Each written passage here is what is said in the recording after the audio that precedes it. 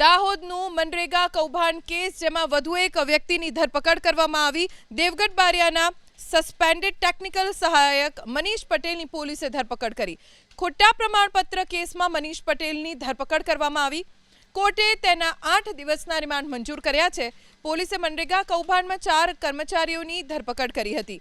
મંત્રી બચુભાઈ ખાબડના પુત્ર કિરણ ખાબડ અને બળવંત ખાબડ સામે પણ ફરિયાદ નોંધાઈ છે। 13 મેના કોર્ટમાં સુનાવણી, જેમાં સુનાવણીની ઠીક પહેલા મંત્રીના બંને પુત્રોએ આગોતરા જામીન અરજી પાછી ખેંચી લેતા આશ્ચર્ય સર્જાયું। દેવગઢ બારિયાના સસ્પેન્ડેડ ટેકનિકલ સહાયક મનીષ પટેલની પોલીસે ધરપકડ કરી। ખોટા પ્રમાણપત્ર કેસમાં મનીષ પટેલની ધરપકડ કરવામાં આવી। કોર્ટે તેના 8 દિવસના રિમાન્ડ મંજૂર કર્યા છે। પોલીસે મનરેગા કૌભાંડમાં 4 કર્મચારીઓની ધરપકડ કરી હતી। મંત્રી બચુભાઈ ખાબડના પુત્ર કિરણ ખાબડ અને બળવંત ખાબડ સામે પણ ફરિયાદ નોંધાઈ છે।